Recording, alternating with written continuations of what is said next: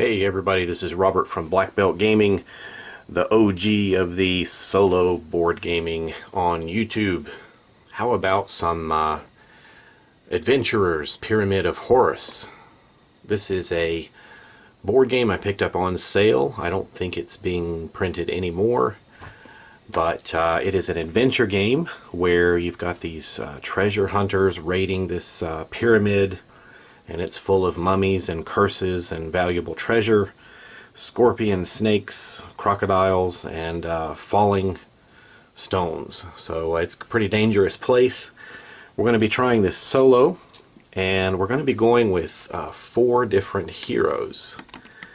And we've got them selected here. We've got Jose, Rasputin, Delroy, and Maki. And we're going to see what we can do in here. My goal is to take care of all 4 of these characters, and whichever one scores the lowest, that will be my sort of my score for the game. So I've got to take good care of all of them and try to get my score as high as I can. And there's a chance that we could all die in here. So if we do that, then the game is over. So it does have sort of a built-in timer to it. However, that timer is not consistent. It depends on where these blocks fall from the ceiling. Here's an example of one. There is a number on the bottom of this block, and it's going to fall on that space, and we could get blocked out so that we cannot escape. This is a game I've used in some of my English classes here in Japan. I needed to streamline the rules a little bit. That game is a little bit more heroic, and it plays much faster, so I might share a little bit of notes with you there towards the end of this series about how to do that. But let's get started and see if we can get some good loot here. Well, the first thing we need to do is decide who is going to be the first player for this round. We'll say it's Jose. Each one of these characters has a special ability that, straight by the rules, says that you can only use 1 time in the game. So after you use it for that time, I'm going to remove the character's colored base. So for example, Maki here has a green base on the bottom of her figure. Once her power is used, I think I'll just take that off. And I think I'm supposed to turn her character card upside down to show that her power is used. So removing the base here is just a double reminder for me. This is a blind playthrough for me. I've never played this solo, so this will be my first experience trying that. But I thought playing multiple characters and trying to get the best score possible, especially with the lowest scoring character, might be the way to go. So we figured out our first character, and as we enter the game round, we adjust our wound and load level. If we look over here, this is the number of cards that our character is carrying, and right now they're carrying nothing. Good cards are great because they'll give you points at the end of the game. Bad cards just take up space. And if you get loaded up and then wounded, there is a way that this can result in character death. But right now everybody is at 0 to 3 cards.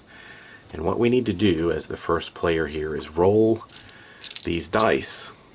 And any die that we roll that is a 2 or higher will allow us an action on our turn.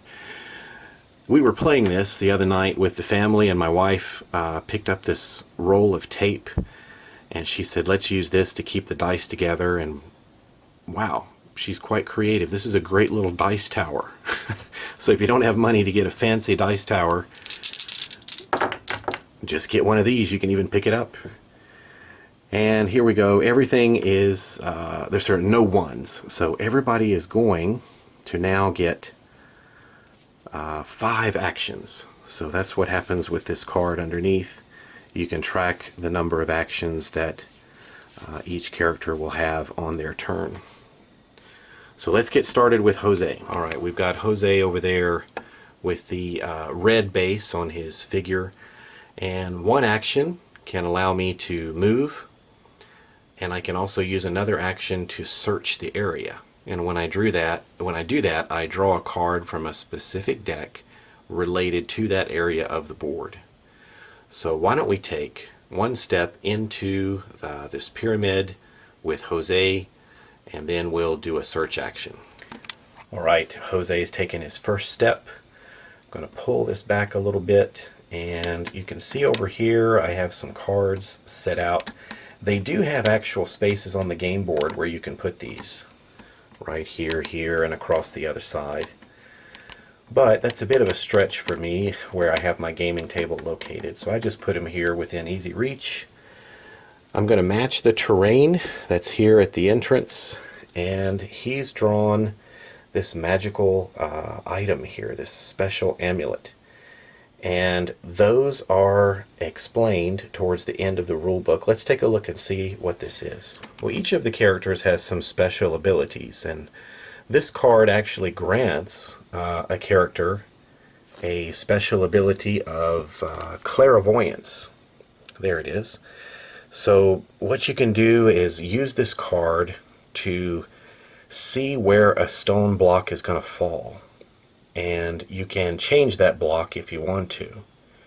So we're going to save that until it's maybe a little later in the game. He might be able to keep the tomb from, or the pyramid from being caved in and shut off from allowing all the adventurers to leave. So we're going to keep that in our bag and keep moving. We still have some actions left. We've just completed 2 actions. That leaves us with 3 more. Alright, let's have Jose take 2 more steps. That leaves him with 1 action left. And let's search again. Looks like he's found a piece of valuable treasure, some kind of gold necklace.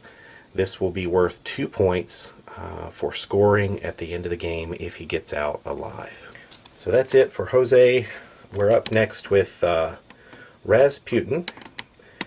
You'll see that Rasputin here has this symbol, and it looks just like the symbol that was on the card that Jose found. So it actually copies that ability. That doesn't happen too much, but it does in this case. So Rasputin, even without the magical amulet, can once per game determine where one of the blocks is going to fall. 5 actions for Rasputin. Let's see what he wants to do. Maybe he wants to be a little more aggressive. The better treasures are back here guarded by the mummies. So he's going to make a mad dash here with his 5 actions. 1, 2, 3, 4, and 5. Now, in this game, you cannot move diagonally, so we have to be careful about that. He doesn't have any other actions left, so he's done. The big man, Delroy, is next. We've got him over here at the entrance as well. He's going to take 1, 2, 3 steps. And he's going to search that area. Uh-oh. Bad luck. Delroy found a snake. This is considered a snake bite, and it will slow him down. So this is a useless card. It just takes up his inventory. Let's see, he moved 3 spaces, and he just searched 1. So he's only got 1 action left. He maybe crushes that snake under his boot and decides to search a little bit more to see if there's anything of value. And it's only a 1-point necklace here, but he'll take it. 1 point is better than 0. So Delroy is done. That leaves Maki with her 5 actions. She's going to also try to make it towards the back. 1, 2, 3, 4. And then she's going to do a search right there with her 5th action. Looks like she gets some first aid kit, which can heal the bite of a crocodile or a broken bone or scratch from a falling stone. So she's going to keep that in case she needs it later. Alright, so all of our characters have completed their actions, And that is not the end of the round. We need to take care of a couple of other points of business here. And what we have is mummy movement.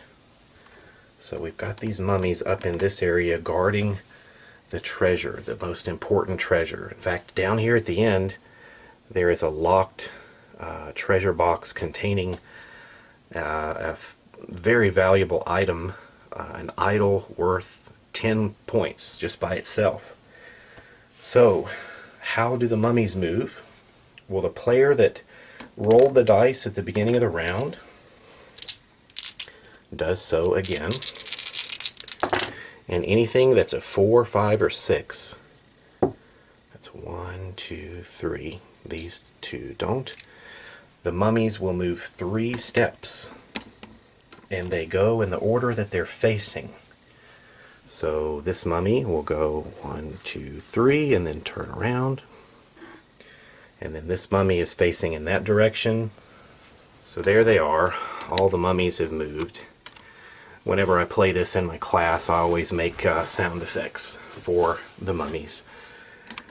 But I won't embarrass myself and do that here on the video. Characters are done. Mummies have moved. It's now time to randomly draw a stone and see where this block is going to fall. Alright, I have drawn one of the stones. I haven't looked at it. 35. So I need to look on the board and find space 35. I would say the only thing about this game that I've experienced so far is I wish the number was in the center of the space. And maybe that's so that you can have your figure there and still see the number. I understand the logic, but it just makes it a little harder to find. Maybe if the numbers were just bigger. But we're looking for 35, and there it is. So a rock is going to fall right there, and it would crush or damage anybody that was in that space. And it cannot be moved, so that space is blocked off. And once you do that, that's going to bring the round to an end, and you kind of start to prepare for the next one. So you pass this over. This is going to be the first player for the next round, and you pass the dice along with it for the new player, and then you get ready to start the next turn. Alright everybody, so we've got some more gameplay coming up. This was something I had just used recently in my class. I've been extremely busy at work. I'm sorry I haven't done more videos recently, but some time off is coming soon, and I should hopefully be shooting out several videos here of different kinds. I hope you'll join me for that, and I hope you'll join me for some more of my first attempt at a solo playthrough of the Adventurers, the Pyramid of Horus. Take care everybody, and I'll catch you later.